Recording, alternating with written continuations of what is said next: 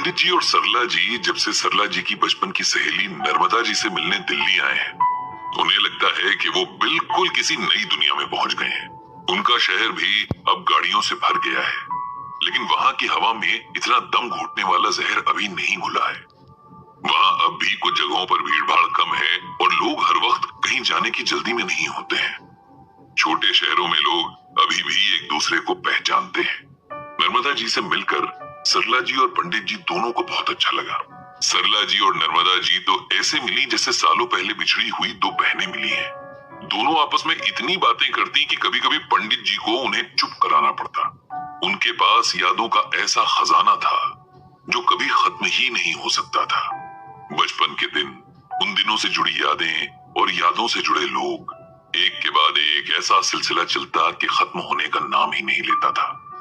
पंडित जी उन दोनों को देखकर सोचते कि दोनों अब तक कैसे एक दूसरे से बिना बात किए जी रही थी। नर्मदा जी पंडित जी की बहुत शुक्रगुजार थीं कि उन्होंने सरला जी को उनसे मिलवा दिया था। वे तो शायद अब अपनी बचपन की सहेली से मिलने की उम्मीद ही छोड़ चुकी थी। पंडित जी ने जब पूछा कि उन्होंने अपना शहर क्यों छोड़ दिया और दिल्ली क्यों शिफ्ट हो गई, तब नर्मदा जी ने उन्हें एक कहानी सुनाई। नर्मदा और सरला की शादी लगभग एक ही उम्र में हुई थी। नर्मदा के ससुर की कपड़ों की बहुत बड़ी फैक्ट्री थी। उनकी गिनती शहर के बड़े और अमीर लोगों में होती थी। उस समय के हिसाब से हर चीज उनके पास थी।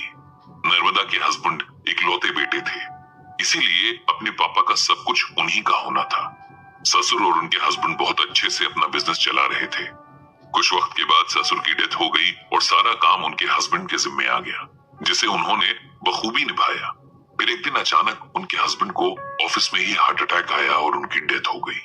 इस सदमे से उबरने के बाद नर्मदा जी के बेटे कार्तिक ने बिजनेस संभालना शुरू कर दिया। कुछ तो उसे एक्सपीरियंस कम था और कुछ उसका बिजनेस में इंटरेस्ट था नहीं, इसीलिए फैक्ट्री के लोग उसका फायदा उठाने लगे।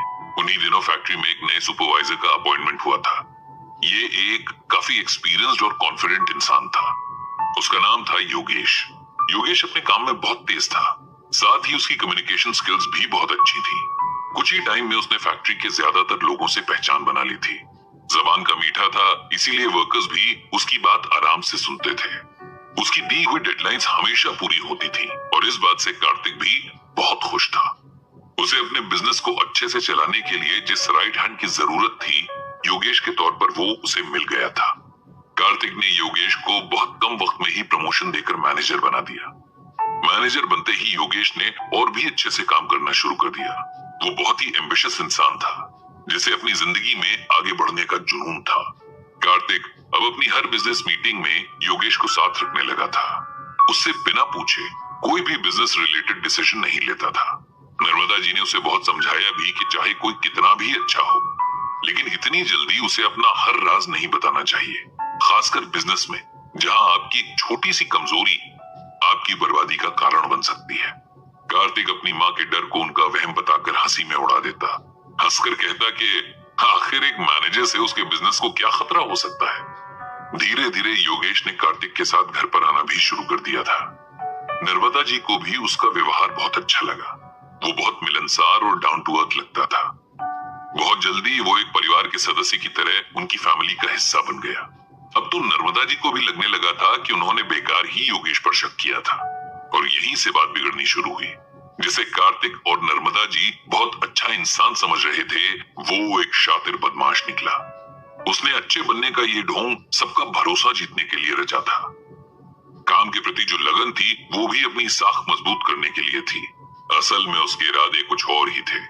कार्तिक को अब योगेश पर इतना भरोसा हो चुका था कि वो आंख बंद करके उसकी हर बात मानने लगा।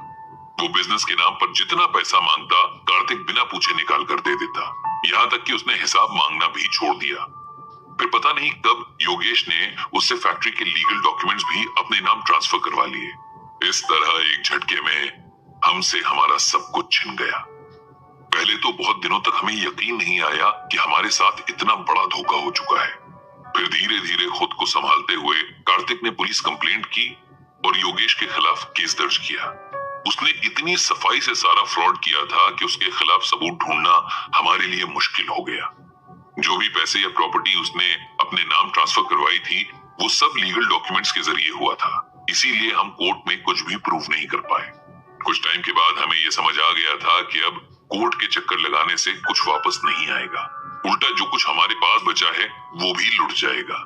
इसीलिए हमने उस केस को ही वापस ले लिया और अपना बचा खुचा बेचकर वो शहर ही छोड़ दिया और दिल्ली आ गए। पंडित जी को नर्मदा जी की कहानी सुनकर बड़ा अफसोस हुआ। लोग कितनी आसानी से उस विश्वास का गला घोंट देते हैं जिसे कमाने में बरसों लग जाते हैं। जिनके विश्वास को तोड़ते हैं वो लोग फिर दोबारा किसी पर विश्वास नहीं कर पाते। ऐसे लोगों के बारे में गीता में भगवान श्री कृष्ण कहते हैं, यद्यप्येते न पश्यन्ति लोभोपहत चेतसः कुल क्षय कृतम दोषम मित्र द्रोहे च पातकम।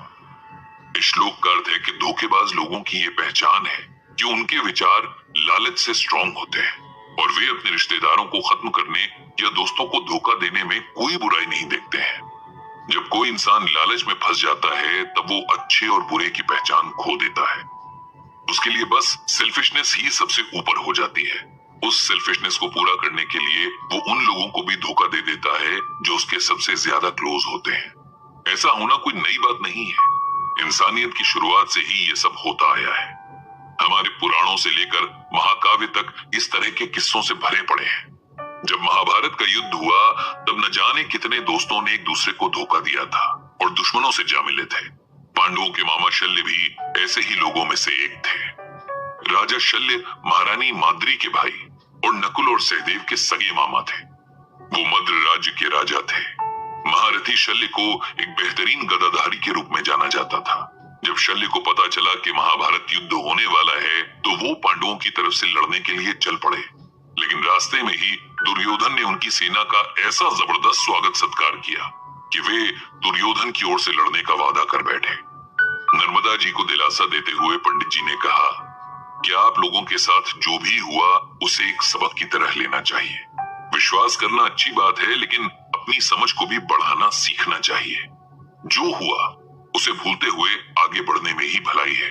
रही बात योगेश की, तो यहाँ हर किसी को अपने कर्मों का हिसाब तो देना ही है, उसे भी देना होगा। इस बीच कार्तिक भी आ गया था, इसीलिए पंडित जी ने उसे भी यही सब समझाया।